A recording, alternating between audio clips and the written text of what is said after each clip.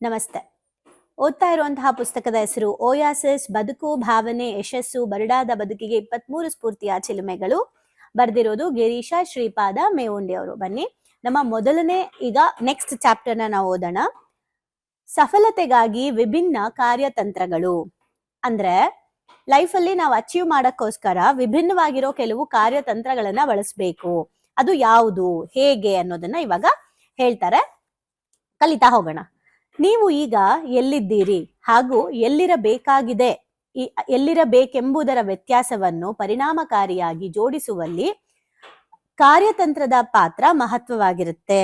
ಅಂದ್ರೆ ಈಗ ನಾವು ಎಲ್ಲಿದ್ದೀವಿ, ಎಲ್ಲಿರ್ಬೇಕು, ನಾವ್ ಎಲ್ಲಿರ್ಬೇಕು ಅಂತ ಅನ್ಕೊಂಡಿದ್ವಿ, ಏನ್ ಅಚೀವ್ ಮಾಡ್ಬೇಕು ಅಂತ ಅನ್ಕೊಂಡಿದ್ವಿ, ಈಗ ನಾವು ಎಲ್ಲಿದ್ದೀವಿ, ಆ ಎರಡರ ಮಧ್ಯ ಇರುವಂತಹ ವ್ಯತ್ಯಾಸ ಏನು, ಅದರ ಪರಿಣಾಮಕಾರಿಯಾಗಿ ಅದನ್ನ ಜೋಡಿಸುವಂತಹ ಕೆಲಸನ ಕಾರ್ಯತಂತ್ರ ಪಾತ್ರ ವಹಿಸುತ್ತೆ ಅಂತ ಹೇಳ್ತಿದ್ದಾರೆ ಪಾರ್ಲ್ ಜೂ ಅವರು.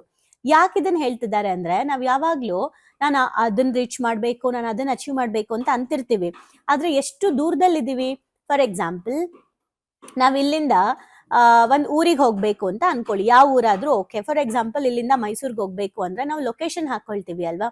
ಸೊ ಲೊಕೇಶನ್ ಹಾಕೊಂಡಾಗ ನಮಗೆ ಎಷ್ಟು ಗಂಟೆಗೆ ರೀಚ್ ಆಗ್ಬೇಕು ಅಂದ್ರೆ ಎಷ್ಟು ಅವರ್ ಇದೆ, ಎಷ್ಟು ಡಿಸ್ಟೆನ್ಸ್ ಇದೆ ಅನ್ನೋದನ್ನ ನೋಡ್ಬೇಕು. ಸೊ ಹಾಗೇನೆ ಇಲ್ಲೂ ಕೂಡ ನಾವು ಹೇಗೆ ಲೈಫಲ್ಲಿ ಎಷ್ಟು ಡಿಸ್ಟೆನ್ಸ್ ಇದೆ ನನ್ನ ಕನ್ಸುಗೂ ನನಗೂ ಅಂತ. ಓಕೆ, ಸೊ ನಾನು ಎಕ್ಸಾಂಪಲ್ ಹುಡುಕ್ದೆ, ಅರ್ಥ ಆಯ್ತಲ್ವಾ? ಸೊ ಅಂದ್ರೆ ಬ್ಯಾಂಗ್ಳೂರಿಂದ ಮೈಸೂರ್ಗೆ ಹೋಗ್ಬೇಕಾದ್ರೆ ಇಷ್ಟು ಕಿಲೋಮೀಟರ್ ಇದೆ ಅಂತ ಗೊತ್ತಾದ್ರೆ ಇಷ್ಟು ಅವರ್ ಆಗುತ್ತೆ ರೀಚ್ ಆಗಕ್ಕೆ ಅಂತ ಗೊತ್ತಾಗುತ್ತೆ. ಅಥವಾ ನಾವ್ ಯಾರಾದ್ರೂ ಅಲ್ಲಿಂದ ಕಾಲ್ ಮಾಡ್ತಾರ ಅನ್ಕೊಳ್ಳಿ, ಎಲ್ಲಿದ್ದೀರಾ ಅಂತ. ನಾವ್ ಅವಾಗ ಒಂದ್ಸಲ ನೋಡ್ತೀವಿ, ಅಂದ್ರೆ ಇನ್ನ ಎಷ್ಟು ದೂರ ಆಗುತ್ತೆ ಅಂತ ಕೇಳಿದಾಗ ಲೊಕೇಶನ್ ನೋಡ್ತೀವಿ, ನೋಡ್ಬಿಟ್ಟು ಇಷ್ಟು ದೂರ ಆಗುತ್ತೆ ಅಂತ ಹೇಳ್ತೀವಿ ಅಲ್ವಾ. ಹಂಗೇನೆ ನಮ್ಮ ಕನಸು ಅನ್ನೋದು ಇವಾಗ ಮೈಸೂರ್ ಅಂತ ಅನ್ಕೊಳ್ಳಿ. ಬೆಂಗಳೂರಿಂದ ಮೈಸೂರ್ಗೆ ಹೋಗ್ಬೇಕಾದ್ರೆ ಈಗ ನನ್ನ ಕನ್ಸಲ್ಲಿ ನನ್ನ ಕನ್ಸನ್ನ ಅಚೀವ್ ಮಾಡಕ್ಕೆ ನಾನು ಯಾವ ಸ್ಟಾಪ್ ಅಲ್ಲಿ ಇದ್ದೀನಿ, ಇವಾಗ ಇನ್ನೆಷ್ಟು ಕಿಲೋಮೀಟರ್ ಇದೆ ನನ್ನ ಕನ್ಸನ್ನ ಅಚೀವ್ ಮಾಡಕ್ಕೆ ಅಂತ ನಾವು ನೋಡ್ಕೊಳ್ಳೋದು ಕಾರ್ಯತಂತ್ರ. ಅಂದ್ರೆ ನಾವು ಹೇಗೆ ಕಾರ್ಯತಂತ್ರಗಳನ್ನ ರೂಪಿಸ್ತೀವಿ ಅದ್ರ ಮೇಲೆ ನಮ್ಮ ಲೊಕೇಶನ್ಸ್, ನಮ್ಮ ಕಿಲೋಮೀಟರ್ಸ್ ಕಡಿಮೆ ಆಗ್ತಾ ಹೋಗುತ್ತೆ. ಸೊ ಎಷ್ಟು ಡಿಸ್ಟೆನ್ಸ್ ಅಲ್ಲಿ ಇದೀವಿ ಅಂತ ನಾವು ಹೆಂಗೆ ಕಾರ್ಯತಂತ್ರ ಮಾಡಿರ್ತೀವಿ ಅದ್ರ ಮೇಲೆ ಡಿಸ್ಟೆನ್ಸ್ ಜಾಸ್ತಿನಾ ಕಡಿಮೆನಾ ಅಂತ ಗೊತ್ತಾಗತ್ತೆ ಅನ್ನೋದು ಹೇಳ್ತಿದ್ದಾರೆ. ಅದು ಒಂದೊಂದೇ ತಿಳ್ಕೊಳ್ತಾ ಹೋಗೋಣ. ಈ ಹಿಂದೆ ಓದಂತ ಅಧ್ಯಾಯದಲ್ಲಿ ನಾವು ಬದುಕಿನ ಉದ್ದೇಶಗಳು, ಸಂಕೀರ್ಣತೆಗಳು, ಸವಾಲುಗಳು, ಅಡಚಣೆಗಳನ್ನ ಕುರಿತು ನಾವು ಮಾತಾಡಿದ್ದೇವೆ. ಅದನ್ನೆಲ್ಲ ಹೇಗೆ ನಾವು ಮೆಟ್ಟು ನಿಲ್ಲಬೇಕು ಅನ್ನೋದನ್ನ ಕೂಡ, ಒಂದು ಘನವಾದ ಗುರಿ ಉದ್ದೇಶವನ್ನ ಹೊಂದಿದ್ರೆ ಅದನ್ನ ಸಾಧಿಸಿ ಯಶಸ್ಸು ಕಾಣುವುದು ಹಾಗೂ ಆ ಗೆಲುವಿನಿಂದ ದೊರೆಯುವ ಉಡುಗೊರೆಯನ್ನು ಸಂಭ್ರಮಿಸುವ ಕುರಿತಂತ ತಿಳ್ಕೊಂಡಿದ್ದೇವೆ. ಆದ್ರೆ ಈ ಪ್ರಪಂಚವು ಸಾಗರದಂತೆ ವಿಶಾಲ ಆಗಿದ್ದು ಸಂಕೀರ್ಣವಾಗಿದ್ದು ತರ್ಕಕ್ಕೆ ನಿಲುಕದ ಒಂದು ಸಂಗತಿ ಆಗಿದೆ ಈ ಪ್ರಪಂಚ ಅನ್ನೋದು. ಇದರಲ್ಲಿ ಪ್ರಪಂಚ ಅನ್ನೋ ಒಡಲಲ್ಲಿ ಓಕೆ ಉದುಗಿಸಿಟ್ಕೊಂಡಿರೋದು, ಅದರಲ್ಲಿ ಈ ಬದುಕು ನಾವಂದುಕೊಂಡಂತೆ ಸಾಗುವ ದಿಕ್ಸೂಚಿ ಆಧಾರಿತ ಮೋಟರ್ ಬೋಟ್ ಅಲ್ಲ. ಅಂದ್ರೆ ನಾವು ಬದುಕು ಅನ್ನೋ ಸಾಗರದಲ್ಲಿ ಇವಾಗ ನಾರ್ಮಲ್ ಸಾಗರ ಅಂದ್ರೆ ನಾರ್ಮಲ್ ನದಿಯಲ್ಲೋ ಎಲ್ಲೋ ಹೋಗ್ಬೇಕಾದ್ರೆ ನಾವೊಂದ್ ಬೋಟಲ್ಲಿ ಹೋಗ್ಬೇಕಾದ್ರೆ ಒಂದ್ ದಿಕ್ಸೂಚಿ ಇಟ್ಕೊಂಡು ಹೋಗ್ತೀವಲ್ವಾ, ಆ ತರ ಬದುಕು ಅನ್ನೋ ಸಾಗರದಲ್ಲಿ ನಮ್ಗೆ ಮೋಟರ್ ಬೋಟ್ ಇಟ್ಕೊಂಡಿರೋ ತರ ನಮ್ಗೆ ಯಾವುದೇ ದಿಕ್ಸೂಚಿಗಳು ಇರೋದಿಲ್ಲ. ಬದಲಿಗೆ ಗಾಳಿ ಬಂದ ಕಡೆ ಸಾಗುವ ಸಣ್ಣದಾದ ತೆಪ್ಪದಂತೆ ಇರ್ತೀವಿ ನಾವೆಲ್ಲ. ಈ ಬದುಕಿನಲ್ಲಿ ಮಹಾಸಾಗರದಲ್ಲಿ ಸಮಸ್ಯೆಗಳೆಂಬ ಬೃಹದಾಕಾರದ ಅಲೆಗಳು ಎದ್ದಾಗ ಕಷ್ಟಗಳೆಂಬ ತಿಮಿಂಗಲಗಳು ಹೊಂಚು ಹಾಕಿ ನಮ್ಮನ್ನ ಕುಳಿತಿರುವತ್ತೆ. ಅದೇ ರೀತಿ ಅಡಚಣೆಗಳೆಂಬ ಚಂಡಮಾರುತಗಳು ನಮ್ಮನ್ನ ಮುಳುಗ್ಸೋಕೆ ಕಾಯ್ತಾ ಇರುವಾಗ ಇವೆಲ್ಲದರ ನಡುವೆ ಇಲ್ಲಿ ತೇಲುತ್ತಾ ಬದುಕುಳಿಯುವುದೇ ಒಂದು ಸಾಧನೆಯಂತೆ ಭಾಸವಾಗುತ್ತದೆ.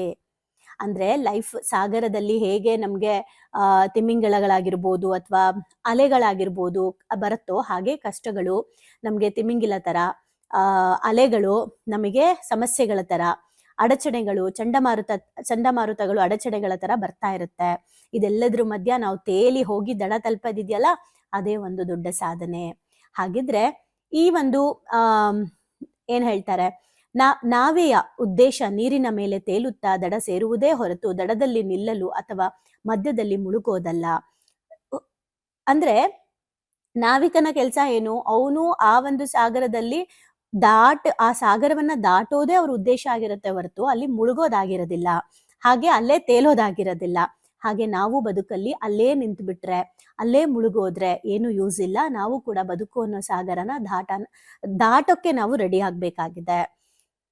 ಸೊ ಇಲ್ಲಿ ಸ್ಪರ್ಧಾತ್ಮಕ ಯುಗದಲ್ಲಿ, ಅಂದ್ರೆ ಈ ಒಂದು ಜಗತ್ತೇನಿದೆ ಅದು ಸ್ವಲ್ಪ ಸ್ಪರ್ಧಾತ್ಮಕವಾಗಿದೆ. ಕಾಂಪಿಟೇಷನ್, ಸ್ಪರ್ಧಾತ್ಮಕ ಯುಗದಲ್ಲಿ ನಿರೀಕ್ಷಿತ ಹಾಗೂ ಅನಿರೀಕ್ಷಿತ ಸಂದರ್ಭಗಳನ್ನು ಎದುರಿಸಿ ನಿಗದಿತ ಗುರಿ ಸಾಧನೆಗಾಗಿ ಸಾಮಾನ್ಯ ಅಥವಾ ಸಾಂಪ್ರದಾಯಿಕ ಮಾರ್ಗಗಳನ್ನ ಬಳಸೋದು ಒಂದು ರೀತಿಯ ಸಾಧಾರಣ ಮಾರ್ಗವಾಗಿದೆ. ಅಂದ್ರೆ ಸ್ಪರ್ಧಾತ್ಮಕ ಯುಗದಲ್ಲಿ ನಿರೀಕ್ಷಿತ, ಎಕ್ಸ್ಪೆಕ್ಟೆಡ್ ಅಂಡ್ ಅನ್ಎಕ್ಸ್ಪೆಕ್ಟೆಡ್ ಸಂದರ್ಭಗಳನ್ನ ಎದುರಿಸಿ ಅವೆರಡನ್ನೂ ಕೂಡ ನಿಭಾಯಿಸಿ ಗುರಿ ಸಾಧನೆಯನ್ನ ನಾವು ಸಾಮಾನ್ಯವಾಗಿ ಸಾಂಪ್ರದಾಯಿಕ ಮಾರ್ಗಗಳನ್ನ ಬಳಸೋದು ಒಂದು ರೀತಿ ಸಾಧಾರಣ ಮಾರ್ಗ ಆಗಿದೆ. ಆದ್ರೆ ತರ್ಕಬದ್ಧವಾಗಿ ಚಿಂತಿಸಿ ವ್ಯೂಹಾತ್ಮಕ ಕಾರ್ಯತಂತ್ರಗಳನ್ನು ಅಳವಡಿಸಿಕೊಂಡು ಭಿನ್ನವಾದ ಮಾರ್ಗದ ಮೂಲಕ ಗುರಿ ಸಾಧಿಸುವ ಮತ್ತೊಂದು ಅಸಾಧಾರಣ ಮಾರ್ಗವಾಗಿದೆ. ಎಲ್ಲರ ರೀತಿ ನಾವು ಒಂದು ಟ್ರೆಡಿಷನಲ್ ಪ್ಲಾನ್ ಹಾಕೊಂಡು ಹೋಗಿ ನನ್ನ ಕನಸನ್ನ ಅಚೀವ್ ಮಾಡ್ಕೊಳ್ಳೋದು ಸಾಧಾರಣವಾಗಿ ನಡೆಯುವಂಥದ್ದು. ಆದ್ರೆ ತರ್ಕಬದ್ಧವಾಗಿ ಯೋಚಿಸಿ ಚಿಂತಿಸಿ ಕಾರ್ಯತಂತ್ರಗಳನ್ನ ಮಾಡ್ಕೊಂಡು ಹೋಗೋದಿದೆಯಲ್ಲ, ಅದು ಅಸಾಧಾರಣ ವ್ಯಕ್ತಿಗಳು ಮಾತ್ರ ಸಾಧ್ಯ. ಹಾಗೆ ಅಸಾಧಾರಣ ವ್ಯಕ್ತಿಗಳು ಅಸಾಧಾರಣವಾದ ಮಾರ್ಗವನ್ನ ಆಯ್ಕೆ ಮಾಡ್ಕೊಳ್ತಾರೆ. ಹಾಗಾದ್ರೆ ಈ ವ್ಯೂಹಾತ್ಮಕ ಕಾರ್ಯತಂತ್ರ ಅಂದ್ರೆ ಏನು? ಇಷ್ಟೊತ್ತು ತುಂಬಾ ಜನಕ್ಕೆ ಡೌಟ್ ಬಂದಿರ್ಬೋದು, ಈ ಕಾರ್ಯತಂತ್ರ ಅಂದ್ರೆ ಏನು ಅಂತ. ಅದನ್ನ ನೋಡೋಣ. ಇದು ಯಾಕೆ ವಿಶೇಷವಾಗಿದೆ ಮುಂತಾದ ಪ್ರಶ್ನೆಗಳು ಬರುತ್ತೆ. ಅಂದ್ರೆ ಕಾರ್ಯತಂತ್ರ ಅನ್ನೋದು ಒಂದು ವಿಶೇಷವಾದ ಕೌಶಲ್ಯವಾಗಿದೆ. ಅದು ನಾವು ಬದುಕಿನಲ್ಲಿ ಹೇಗೆ ಬದುಕಬೇಕು, ಏನ್ ಸಾಧನೆ ಮಾಡ್ಬೇಕು ಅನ್ಕೊಂಡಿದೀವಿ, ಅದಕ್ಕೆ ಬೇಕಾದಂತ ಒಂದು ಸ್ಕಿಲ್ ಅಂತ ಅನ್ಬೋದು. ಬದುಕಿನಲ್ಲಿ ಬರುವ ಸವಾಲುಗಳನ್ನು ನಿರೀಕ್ಷಿಸಿ ಏನು ಲೈಫಲ್ಲಿ ಏನೆಲ್ಲ ಪ್ರಾಬ್ಲಮ್ಸ್ಗಳು ಮುಂದೆ ಬರಬಹುದು, ಸವಾಲುಗಳು, ಚಾಲೆಂಜಸ್ ಮುಂದೆ ಬರಬಹುದು ಅನ್ನೋದನ್ನ ಮುಂಚಿತವಾಗಿಯೇನೆ ಎಕ್ಸ್ಪೆಕ್ಟ್ ಮಾಡಿ ಸಮರ್ಪಕವಾಗಿ ಅದನ್ನ ಎದುರಿಸೋಕೆ ತಾರ್ಕಿಕ ಜ್ಞಾನವನ್ನ ಸಂಪಾದನೆ ಮಾಡಿ ಲಾಭ ನಷ್ಟಗಳನ್ನ ಅಂದಾಜು ಮಾಡಿ ವಿಭಿನ್ನ ಮಾರ್ಗದಿಂದ ಯಾರೂ ಊಹಿಸದ ರೀತಿಯಲ್ಲಿ ಯಶಸ್ಸು ಪಡೆಯುವ ತಂತ್ರಗಾರಿಕೆಯಾಗಿದೆ. ತಂತ್ರಗಾರಿಕೆ ಅಂದ್ರೆ ನಾವು ಏನಾದ್ರೂ ಅಚೀವ್ ಮಾಡ್ಬೇಕು ಅಂದ್ರೆ ಬರೀ ಒಳ್ಳೇದಾಗುತ್ತೆ ಅಂತ ಅನ್ಕೊಂಡು ಹೋಗೋದಲ್ಲ. ಮುಂದೆ ಬರುವಂತಹ ಸವಾಲುಗಳು ಏನು? ಈಗ ನಾನೇನೋ ಒಂದು ಶುರು ಮಾಡ್ಬೇಕಂತ ಇದ್ದೀನಿ, ಅದನ್ನ ಶುರು ಮಾಡ್ಬೇಕು ಅಂತಿದ್ದೀನಿ ಅಂದ್ರೆ ಏನು ನನಗೆ ಸವಾಲುಗಳು ಬರ್ಬೋದು. ಆ ಸವಾಲುಗಳನ್ನ ನಾನು ಹೇಗೆ ಎದುರಿಸಬಹುದು, ಅದನ್ನ ಎದುರಿಸುವಂತದ್ದನ್ನ ನಾನೇನ್ ರೆಡಿ ಮಾಡ್ಕೊಂಡಿದ್ದೀನಿ ನನ್ನ ಹತ್ರ, ಹೇಗೆ ನಾನು ಅದನ್ನ ಎದುರಿಸಬಹುದು, ನನ್ನ ಹತ್ರ ಏನಿದೆ ಅದನ್ನ ಎದುರಿಸೋದಕ್ಕೆ. ಒಂದು ಯುದ್ಧಕ್ಕೆ ಹೋಗ್ಬೇಕಾದ್ರೆ ರಾಜತಂತ್ರಗಳು ಅಂತ ಇದ್ರು, ಕರೆಕ್ಟಾ? ಅಂದ್ರೆ ಅದನ್ನೇ ಇಲ್ಲಿ ಕಾರ್ಯತಂತ್ರ ಅಂತ ಹೇಳ್ತಿರೋದು. ಯುದ್ಧ ಆಗ್ಬೇಕಾದ್ರೆ ಇನ್ ಕೇಸ್ ಏನಾದ್ರು ರೈಟ್ ಸೈಡ್ ಇಂದ ಬಂದ್ಬಿಟ್ರೆ ಅಥವಾ ಈ ಕಡೆ ಲೆಫ್ಟ್ ಇಂದ ಬಂದ್ರೆ, ಹಿಂದೆಯಿಂದ ಬಂದ್ರೆ ಅಂತ ರಾಜರು ಹೇಗೆ ಎಲ್ಲಾ ಕಡೆಯಿಂದನೂ ಅವ್ರು ಬರ್ತಾರೋ ಇಲ್ವೋ ಗೊತ್ತಿಲ್ಲ, ಬಟ್ ಇವ್ರ ಕವರ್ ಅಂತೂ ಏನ್ ಮಾಡ್ಬೇಕು ಅದ್ ಮಾಡ್ಲೇಬೇಕಲ್ವಾ. ಹಾಗೆ ನಮ್ಮ ಬದುಕಲ್ಲಿ ನಮ್ಮ ಒಂದು ಸಾಧನೆ ಮಾಡೋದಕ್ಕೆ ಯಾವ್ಯಾವ ಕಡೆಯಿಂದ ಪ್ರಾಬ್ಲಮ್ಸ್ ಬರುತ್ತೆ ಗೊತ್ತಿಲ್ಲ, ಆದ್ರೆ ನಾವ್ ಎಲ್ಲಾ ಕಡೆಗೂ ಶೀಲ್ಡ್ ಹಾಕೊಳ್ಳೋದಂತೂ ಮ್ಯಾಟರ್ ಆಗತ್ತೆ. ಅದೇ ಕಾರ್ಯತಂತ್ರ. ಅಂದ್ರೆ ನಾವು ಚಿಂತನೆ ಮಾಡ್ಬೇಕು ಹೇಗೆಲ್ಲ ನಮ್ಮ ಕಾರ್ಯವನ್ನ, ನಮ್ಮ ಸಕ್ಸಸ್ನ ನಾವು ಪಡ್ಕೊಳಕ್ಕೆ. ಇಲ್ಲೇನಂದ್ರೆ ಹಾಗಾದ್ರೆ ಇದರ ಆಚರಣೆ ಹೇಗ್ ಮಾಡೋದು ಅಂದ್ರೆ ವೆರಿ ಸಿಂಪಲ್. ಇದಕ್ಕೆ ನಿಗದಿತ ಸಿದ್ಧ ಸೂತ್ರಗಳಿದ್ಯಾ ಅನ್ನೋದು ಪ್ರಶ್ನೆ ಆದ್ರೆ ಖಂಡಿತ ಇಲ್ಲ. ಇದಕ್ಕೆ ಹೀಗೇ ಮಾಡ್ಬೇಕು ಅಂತ ಹೇಳಲಿಕ್ಕಾಗಲ್ಲ. ಎಲ್ರಿಗೂ ಒಂದೇ ಒಂದು ಐಡಿಯಾ ಎಲ್ರಿಗೂ ಮ್ಯಾಚ್ ಆಗಲ್ಲ. ಯಾಕಂದ್ರೆ ಇದು ವ್ಯಕ್ತಿಗತವಾಗಿ, ಅಂದ್ರೆ ವ್ಯಕ್ತಿಯಿಂದ ವ್ಯಕ್ತಿಗೆ, ಸಂದರ್ಭದಿಂದ ಸಂದರ್ಭಕ್ಕೆ ವಿಭಿನ್ನವಾಗಿರುತ್ತೆ. ಆ ವ್ಯಕ್ತಿಗಳ ಒಂದು ಬುದ್ಧಿಮತ್ತೆ, ಆ ವ್ಯಕ್ತಿಯ ಅವರ ಒಂದು ಇಂಟೆಲಿಜೆನ್ಸ್ ಎಷ್ಟಿರುತ್ತೆ, ಅದರ ಆಧಾರದ ಮೇಲೆ ಅವಕಾಶಗಳನ್ನ ಅವ್ರು ಹೇಗ್ ಬಳಸ್ಕೊಳ್ತಾರೆ, ಅವಕಾಶಗಳನ್ನ ಹೇಗ್ ಅವರು ಉಳಿಸ್ಕೊಳ್ತಾರೆ, ಆ ಕೌಶಲ್ಯಗಳ ಆಧಾರಿತ ಮೇಲೆ ತಂತ್ರಗಳನ್ನ ರೂಪಿಸ್ಕೊಳ್ಳೋದು ವೈಯಕ್ತಿಕವಾಗಿ ಅವ್ರವ್ರಿಗೆ ಬಿಟ್ಟಿದೆ. ಈ ಕೆಳಗಿನ ಪೌರಾಣಿಕ ಕಥೆಯ ಮೇಲೆ ಮತ್ತಷ್ಟು ಸುಲಭವಾಗಿ ತಿಳ್ಕೊಳ್ಳೋಣ. ಕಾರ್ಯತಂತ್ರ ಅಂದ್ರೆ ಏನು? ಓಕೆ, ಈಗ ನಿಮ್ಗೆ ಗೊತ್ತಾಗುತ್ತೆ ಇಷ್ಟೇನಾ ಕಾರ್ಯತಂತ್ರ ಅಂದ್ರೆ ಅಂತ ಕ್ಲಾರಿಟಿ ಸಿಗುತ್ತೆ. ನಮ್ಗೆಲ್ಲ ಗೊತ್ತಿರೋ ಅಂತ ಒಂದು ಕಥೆ ಏನು, ಯಾರು ಶಿವ ಪಾರ್ವತಿ ಮಧ್ಯ ಗಣಪತಿ ಬುದ್ಧಿವಂತನ ಸುಬ್ರಹ್ಮಣ್ಯ ಬುದ್ಧಿವಂತನ ಅಂತ ನಡಿಬೇಕಾದ್ರೆ ಇಬ್ರು ಮಕ್ಕಳಲ್ಲಿ ಯಾರು ಬುದ್ಧಿವಂತರು ಚೆಕ್ ಮಾಡೋಣ ಅಂದ್ಬಿಟ್ಟು ಏನ್ ಮಾಡಿದ್ರು ಶಿವ ಪಾರ್ವತಿ, ಯಾರು ಹೋಗಿ ಇಡೀ ಜಗತ್ತನ್ನ ಮೂರ್ ರೌಂಡ್ ಸುತ್ತ ಹಾಕೊಂಡ್ ಬರ್ತೀರಾ, ಫಸ್ಟ್ ಯಾರು ಬರ್ತೀರಾ ಅವರೇ ಬುದ್ಧಿವಂತರು ಅಂತ ಹೇಳ್ತಾರೆ. ಅವಾಗ ಇಮಿಡಿಯೇಟ್ ಆಗಿ ಸರಿ ಅನ್ಬಿಟ್ಟು ಸುಬ್ರಹ್ಮಣ್ಯ ಹೊರಟ್ಬಿಡ್ತಾರೆ. ಸೊ ಸುಬ್ರಹ್ಮಣ್ಯ ರೌಂಡ್ ಹಾಕೊಂಡ್ಬರಕ್ಕೆ ಹೋದಾಗ, ಜಗತ್ತನ್ನ ರೌಂಡ್ ಹಾಕೊಂಡ್ಬರಕ್ ಹೋದಾಗ ಗಣಪತಿ ಏನ್ ಮಾಡ್ತಾರೆ, ಶಿವ ಪಾರ್ವತಿನ ನಿಲ್ಸಿ ಅವ್ರ ಸುತ್ತ 3 ರೌಂಡ್ ಹಾಕ್ಬಿಟ್ಟು ನೀವೇ ಜಗತ್ತು ಅಂದ್ಮೇಲೆ ಜಗತ್ತನ್ನ ಸುತ್ತೋದು, ನಿಮ್ಮನ್ನ ಸುತ್ತೋದು, ಜಗತ್ತನ್ನ ಸುತ್ತದಷ್ಟೇನೆ ಏನು ಕರೆಕ್ಟ್ ಅಲ್ವಾ, ನೀವೇ ಅಲ್ವಾ ಜಗತ್ತು, ನನ್ ಜಗತ್ತೇ ನೀವು, ಹಾಗೆ ನೀವೇ ಜಗತ್ತು, ಸೃಷ್ಟಿಕರ್ತರು ನೀವೇ, ಹಾಗಾಗಿ ನಾನು ನಿಮ್ಮನ್ನೇ ರೌಂಡ್ ಹಾಕ್ತೀನಿ ಅನ್ಬಿಟ್ಟು ರೌಂಡ್ ಹಾಕಿದಾಗ ಗಣಪತಿಯ ಒಂದು ಡಿಫ್ರೆಂಟ್ ಆಗಿ ಯೋಚನೆ ಮಾಡಿದ್ದನ್ನ ನೋಡಿ ಗಣಪತಿ ಅಂದ್ರೆ ಏನ್ ಗೊತ್ತಾ, ಯಾರಿಗೂ ಊಹೆ ಮಾಡಕ್ ಆಗಲ್ಲ ಅವ್ರನ್ನೇ ರೌಂಡ್ ಹಾಕ್ಬೋದು ಅಂತ. ಈಗ ನಾವು ನೀವು ಗಣಪತಿ ಸ್ಟೋರಿ ಕೇಳಿಲ್ಲ ಅಂದಿದ್ರೆ ಹಿಂಗ್ ರೌಂಡ್ ಆಗ್ತಿದ್ವಾ? ಇಲ್ಲ. ಸೊ ಗಣಪತಿ ಸ್ಟೋರಿ ಬಂದ ಮೇಲೆನೆ ಸುಮಾರು ಜನ ಈ ತರ ಐಡಿಯಾ ಉಪಯೋಗಿಸ್ತೀವಿ ನಾವು. ಹಾಗೇನೆ ಯಾರು ಊಹಿಸಕ್ಕಾಗಲ್ಲ ಇದು ಈ ತರ ಒಂದು ಐಡಿಯಾ ಇದ್ಯಾ ಅಂತ. ಆ ಥರದ ಐಡಿಯಾವನ್ನ, ಕಾರ್ಯತಂತ್ರವನ್ನ ಬಳಸಿ ಆ ಒಂದು ಅವಕಾಶವನ್ನ ಬಳಸ್ಕೊಳ್ಳುವಂತಹ ಒಂದು ಜ್ಞಾನ, ಕೌಶಲ್ಯನ ಇಟ್ಕೊಂಡಿರ್ತೀವಿ ಅಲ್ವಾ? ಅದನ್ನೇ ಕಾರ್ಯತಂತ್ರ ಅಂತ ಹೇಳೋದು. ಈಗ ಗಣಪತಿಗೆ ಸಮಯಾನೂ ಉಳಿತು. ಓಕೆ, ಸುಬ್ರಹ್ಮಣ್ಯ ಹೋದವರು ಎಷ್ಟು ವರ್ಷಗಳಾದ್ಮೇಲೆ ಬಂದ್ರು ಅಂತ ನಮಗೆ ಗೊತ್ತು. ಸೊ ಗಣಪತಿ ಅಲ್ಲೇ ಆ ಕ್ಷಣ ಬೇಗಾನೂ ಕೆಲಸ ಮುಗಿಸಿದ್ರು, ಬುದ್ಧಿವಂತ ಅಂತ ಸಾಬೀತು ಮಾಡ್ಕೊಂಡ್ರು, ಇಡೀ ಜಗತ್ತನ್ನ ಸುತ್ತಿದ್ರು, ಹಾಗೆ ಜನಕ್ಕೆ ಆಶ್ಚರ್ಯನೂ ಪಡಿಸಿದ್ರು. ಒಟ್ನಲ್ಲಿ ಅವ್ರು ಗೆದ್ರು. ಸೊ ವಿಭಿನ್ನವಾದ ಒಂದು ತಂತ್ರವನ್ನ ಬಳಸೋದೆ ನಮ್ಮ ಬುದ್ಧಿವಂತಿಕೆಯ ಮೇಲೆ ಕಾರ್ಯತಂತ್ರ ಅಂತ ಕರಿತೀವಿ. ಇದನ್ನ ನಾವು ಆ ಒಂದು ಕಥೆಯಲ್ಲಿ ತಿಳ್ಕೊಬಹುದು. ಸೊ ಇಷ್ಟೇನಾ ಮೇಡಮ್ ಕಾರ್ಯತಂತ್ರ ಅಂದ್ರೆ ಅಂತ ನೀವು ಅನ್ಕೊಳ್ಳೋದಾದ್ರೆ, ಅದನ್ನ ಫಾಲೋ ಮಾಡೋಕೆ ಏನೆಲ್ಲ ಇರಬೇಕು ಕಾರ್ಯತಂತ್ರ ಅಂತ ಇನ್ನ ಒಂದು ನಾನು ಸಿಂಪಲ್ ಆಗಿ ಹೇಳೋದಾದ್ರೆ, ಪ್ಲಾನ್ ಮಾಡ್ತೀವಿ ಗೊತ್ತಾ? ನಾವೇನಾದ್ರೂ ಒಂದು ಊರಿಗೆ ಹೋಗ್ಬೇಕು ಅಂತ ಅಂದ್ರೆ, ಯಾವ್ದಾದ್ರು ಟ್ರಿಪ್ ಹೋಗ್ಬೇಕು ಅಂದ್ರೆ ಒಂದು ಪ್ಲಾನ್ ಮಾಡ್ತೀವಿ. ಇಲ್ಲಿಂದ ಅಲ್ಲಿಗೆ ಹೋಗ್ಬೇಕು, ಅಲ್ಲಿಂದ ಇಲ್ಲಿಗೆ ಹೋಗ್ಬೇಕು ಅಂತ ಪ್ಲಾನ್ ಮಾಡ್ತೀವಿ. ಪ್ಲಾನ್ ಮಾಡಿದ್ಮೇಲೆ ಅಲ್ಲಿರೋ ಎಲ್ರು ಒಂದೇ ಪ್ಲಾನ್ ನ ಮಾಡಿರ್ತಾರೆ. ಓಕೆ, ಬಟ್ ಯಾರಾದ್ರೂ ಒಬ್ರು ಇನ್ನೊಂದು ಪ್ಲಾನ್ ಮಾಡ್ತಾರೆ. ಇನ್ ಕೇಸ್ ಅದೇನಾದ್ರು ಕ್ಲೋಸ್ ಆಗಿದ್ರೆ ನಾವು ಹೋಗೋ ಜಾಗ ಅಲ್ಲಿ ಬೇರೆ ಯಾವ್ದಿದೆ ಅದನ್ನ ಆ ಟೈಮಲ್ಲಿ ನಾವು ಕವರ್ ಮಾಡ್ಬೋದಾ, ಅಥವಾ ಅಲ್ಲಿ ಹೋದಾಗ ಅದ್ರ ಜೊತೆ ನಾವು ಈ ಕೆಲಸ ಆ ಕೆಲಸ ಎರಡನ್ನೂ ಹೇಗ್ ಮಾಡ್ಕೊಂಡು ಬರಬಹುದು.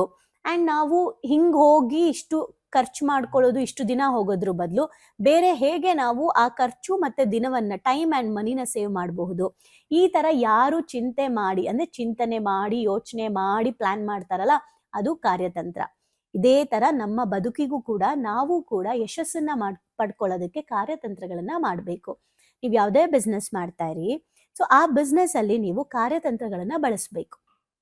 ಅಂದ್ರೆ ಯಾರು ಏನ್ ಹೇಳಿರ್ತಾರೆ ಅದನ್ನ ಫಾಲೋ ಮಾಡೋದು ಬರೀ ಕೆಲಸ ಮಾಡೋದು ಸಾಧಾರಣವಾಗಿ. ಆದ್ರೆ ಅದನ್ನ ವಿಭಿನ್ನವಾಗೂ ಕೂಡ ನಾನು ಪ್ರಯತ್ನ ಮಾಡಬಹುದಾ, ಇಲ್ಲಿ ಹೀಗೆ ಮಾಡೋದಕ್ಕಿಂತ ಇದನ್ನ ಮಾಡಿದ್ರೆ ಏನ್ ಸವಾಲು ಬರ್ಬೋದು ಅಂತ ತಿಳ್ಕೊಂಡು ಮಾಡೋದಿದೆಯಲ್ಲ, ಅದು ನಮಗೆ ಇನ್ನಷ್ಟು ಕ್ಲಾರಿಟಿ ಕೊಡುತ್ತೆ. ನಾನು ನಮ್ಮ ಡಿವೈನ್ ಕ್ಲಾಸಲ್ಲಿ ಒಂದು ಮೂವಿ ನಾರ್ಮಲಿ ನಾನು ಏನು ಪ್ಲೇ ಮಾಡ್ತೀನಿ. ಅದೇನಂದ್ರೆ ನೆಕ್ಸ್ಟ್ ಅದರಲ್ಲಿ ಹೇಳ್ತೀನಿ ನಾನು. ಅದ್ರಲ್ಲಿ ಏನ್ ಹೇಳ್ತಾರೆ ಅಂದ್ರೆ, ನೀನು ಏನಾದ್ರೂ ಒಳ್ಳೆ ವಿಚಾರ ಹೇಳದಿದ್ರೆ ಆಮೇಲೆ ಹೇಳು, ಬಟ್ ಕೆಟ್ಟ ವಿಚಾರ ಏನಾದ್ರು ಹೇಳದಿದ್ರೆ ಇಮಿಡಿಯೇಟ್ ಹೇಳು ಅಂತ ಹೇಳ್ತಾರೆ. ಯಾಕಂದ್ರೆ ಇಮಿಡಿಯೇಟ್ ಆಕ್ಷನ್ ತಗೊಬೇಕು, ನಾವು ನೆಗ್ಲೆಕ್ಟ್ ಮಾಡಬಾರ್ದು ಅಂತ. ಅದೇ ತರ ಈ ಬುಕ್ಕಲ್ಲೂ ಹಿಂದೆ ಚಾಪ್ಟರ್ ನಾವು ಓದಿದ್ವಿ. ಸೇಮ್ ಕಾರ್ಯತಂತ್ರ ಅಂದ್ರೆ ಮುಂದೆ ಬರೋ ಸವಾಲುಗಳನ್ನ ಮುಂಚೆನೆ ಯೋಚನೆ ಮಾಡಿ ಅದಕ್ಕೆ ಬೇಕಾದಂತ ಪ್ರಿಪೇರ್ ಮಾಡ್ಕೊಂಡು, ಆ ಸವಾಲುಗಳು ಬರ್ದೇ ಇರೋ ರೀತಿ ಹೇಗ್ ಮಾಡ್ಬೇಕು ಅಂತಾನು ನೋಡ್ಕೊಂಡು, ಹಾಗೆ ಅದನ್ನ ಟೈಮು ಮನಿ ಎಲ್ಲಾನು ಸೇವ್ ಮಾಡೋದಕ್ಕೆ ಏನೇನೆಲ್ಲ ಆಪ್ಷನ್ಸ್ ಇದೆ ಅಂತ ನೋಡ್ಕೊಳ್ಳೋದನ್ನ ಇಂಟೆಲಿಜೆನ್ಸ್, ನಮ್ಮ ಒಂದು ಬುದ್ಧಿಮತ್ತೆ ಮೇಲೆ ಡಿಸೈಡ್ ಆಗುತ್ತೆ. ಇದೆಲ್ಲ ಪ್ಲಾನ್ ಮಾಡುವಂತಹ ಎಲ್ಲಾ ಕಾರ್ಯಗಳನ್ನ ಮಾಡುವಂತಹ ಒಂದು ತಂತ್ರನೇ ಕಾರ್ಯತಂತ್ರ. ಕ್ಲಿಯರ್? ಇದನ್ನ ಹೇಗ್ ಮಾಡ್ಕೊಬೇಕು, ನಮ್ಮ ಲೈಫಲ್ಲಿ ಹೇಗ್ ಅಳವಡಿಸ್ಕೋಬೇಕು ಅಂತ ನೆಕ್ಸ್ಟ್ ನಾವು ನೋಡ್ತಾ ಹೋಗೋಣ. ಅವಾಗ ನಿಮ್ಗೆ ಗೊತ್ತಾಗುತ್ತೆ, ಓಹೋ ನನ್ನ ಲೈಫಲ್ಲಿ ಈ ತರ ಎಲ್ಲ ನಾನು ನನ್ನ ಬಿಸ್ನೆಸ್ ಅಲ್ಲಿ ಈ ತರ ನಾನೊಂದು ಪ್ಲಾನ್ ಮಾಡ್ಕೊಬೇಕಪ್ಪ, ನನ್ನ ಜಾಬಲ್ಲಿ ಈ ತರ ಮಾಡ್ಕೊಬೇಕಪ್ಪ, ನನ್ನ ಫ್ಯೂಚರ್ಗೆ ಈ ತರ ಮಾಡ್ಕೊಬೇಕಪ್ಪ ಅಂತ ನಿಮ್ಗೊಂದು ಐಡಿಯಾ ಸಿಗುತ್ತೆ. ಅದೇನು ಅಂತ ನಾಳಿನ ಎಪಿಸೋಡಲ್ಲಿ ಬಿಡಿಸಿ ನೋಡೋಣ. ಬಿಕಾಸ್ ತುಂಬಾ ನೀಟಾಗಿ ಇವರು ಚಾಟ್ ಹಾಕಿ ಒಂದು ಗ್ರಾಫ್ ಹಾಕಿ ತೋರಿಸಿದ್ದಾರೆ. ಅದನ್ನ ನಾನು ನಿಮ್ಗೆ ಬಾಯಲ್ಲಿ ಎಕ್ಸ್ಪ್ಲೇನ್ ಮಾಡ್ಬೇಕು. ಓಕೆ, ಸೊ ಇವತ್ತು ಏನ್ ಅರ್ಥ ಆಯ್ತು? ಇವತ್ತು ನಾವು ಅಚೀವ್ ಆಗಿಲ್ಲ ಅಂತ ಅಂದ್ರೆ ಕಾರ್ಯತಂತ್ರನ ಸ್ಟ್ರಾಂಗ್ ಆಗಿ ಬಳಸಿಲ್ಲ. ಸೊ ಮೈಸೂರು ಮತ್ತೆ ಬ್ಯಾಂಗ್ಳೂರು ಮಧ್ಯ ಇರುವಂತಹ ಡಿಸ್ಟೆನ್ಸ್ ಏನಿದೆ, ಇವಾಗ ನಾವು ನಮ್ಮ ಯಶಸ್ಸನ್ನ ಪಡ್ಕೊಳ್ಳೋದ್ರಲ್ಲಿ ನಾವು ಯಾವ ಸ್ಟಾಪಲ್ಲಿ ಇದ್ದೀವಿ? ನಾವು ಬಿಡದಿಯಲ್ಲಿದ್ದೀವಾ, ಚನ್ನಪಟ್ಟಣದಲ್ಲಿದ್ದೀವಾ, ರಾಮನಗರನ, ಅಥವಾ ಇನ್ನು ಮೂನೇ ಆಗಿಲ್ವಾ, ಇನ್ನು ಹೋಗೇ ಇಲ್ವಾ, ಅಥವಾ ಹತ್ರದಲ್ಲಿದ್ದೀವಾ, ಎಷ್ಟು ಡಿಸ್ಟೆನ್ಸ್ ಇದೆ ಅಂತ ಯೋಚನೆ ಮಾಡಿ. ಒಂದು ಮನೆ ಕಟ್ಟಬೇಕು ಅಂದ್ಕೊಂಡಿದ್ದೀರಾ, ಒಂದು 50 ಲಕ್ಷದ ಮನೆ ಕಟ್ಟಬೇಕು ಅಂತ ಇದ್ದೀರಾ. ಎಕ್ಸಾಂಪಲ್, 50 ಲಕ್ಷದ ಮನೆಗೆ ನಿಮ್ಮ ಹತ್ರ ಈಗ ಎಷ್ಟು ಬಿಗಿನಿಂಗ್ ಇನಿಷಿಯಲಿ ಎಷ್ಟಿದೆ ದುಡ್ಡು ನಿಮ್ಮ ಹತ್ರ? 50 ಲಕ್ಷ ನೀವು ಮನೆ ಕಟ್ಟಬೇಕು ಅಂತಿದ್ರೆ ನಿಮ್ಮ ಹತ್ರ ಒಂದು 15 ಲಕ್ಷ ಇದೆ ಅಂದ್ರೆ ನೀವು ರಾಮನಗರ ಹತ್ರ ಇದ್ದೀರಾ ಅಂತ. ನಿಮ್ಮ ಹತ್ರ ಒಂದು 25 ಲಕ್ಷ ಇದೆ ಅಂದ್ರೆ ನೀವು ಚನ್ನಪಟ್ಟಣ ಹತ್ರ ಇದ್ದೀರಾ ಅಂತ. ನಿಮ್ಮ ಹತ್ರ ಒಂದು 35 ಲಕ್ಷ ಇದೆ ಅಂದ್ರೆ ನೀವು ಮದ್ದೂರ್ ಹತ್ರ ಇದ್ದೀರಾ ಅಂತ. ಓಕೆ, ಸೊ ಈ ತರ ನಮ್ಗೆ ಗೊತ್ತಾಗ್ಬೇಕು. ನಾನೊಂದು ಎಕ್ಸಾಂಪಲ್ ಕೊಟ್ಟೆ, ಮನೆ ಕಟ್ಟೋದು. ಹಾಗೆ ನೀವು ಸಾಲ ತೀರಿಸ್ಬೇಕು ಅಂತ ಇದ್ದೀರಾ. ಸೊ ಎಷ್ಟು ಡಿಸ್ಟೆನ್ಸ್ ಇದೆ ನಿಮ್ಮ ಆ ಒಂದು ಅದನ್ನ ಕಂಪ್ಲೀಟ್ ಮಾಡಕ್ಕೆ, ಮತ್ತೆ ನಿಮಗೆ ಮಧ್ಯದಲ್ಲಿ ಎಷ್ಟು ಡಿಸ್ಟೆನ್ಸ್ ಇದೆ, ಇದನ್ನ ಕಾರ್ಯತಂತ್ರದ ಮೂಲಕ ಹೇಗೆ ಆ ಡಿಸ್ಟೆನ್ಸ್ ನ ಕಡಿಮೆ ಮಾಡೋದು ಅಂತ ಯೋಚನೆ ಮಾಡಬೇಕು. ಹೋಪ್ ನಿಮ್ಗೆ ಅರ್ಥ ಆಗಿದೆ ಅನ್ಸುತ್ತೆ. ಬಟ್ ತುಂಬಾ ಸೂಕ್ಷ್ಮವಾಗಿ ಅರ್ಥ ಮಾಡ್ಕೊಳ್ಳಿ. ಪ್ರತಿಯೊಬ್ರು ಕೂಡ ನಿಮ್ ಜೀವನದಲ್ಲಿ ಯಶಸ್ಸನ್ನ ಪಡ್ಕೋಬೇಕು ಅಂದ್ರೆ ಕಾರ್ಯತಂತ್ರನ ಬಳಸಲೇಬೇಕು. ಓಕೆ, ಸೊ ಮುಂದಿನ ಎಪಿಸೋಡ್ ಅಲ್ಲಿ ಅದು ಹೇಗೆ ಏನು ಅನ್ನೋದು, ಹೇಗೆ ಏನ್ ಮಾಡ್ಬೇಕು ಅನ್ನೋದನ್ನ ನೋಡೋಣ. Thank you.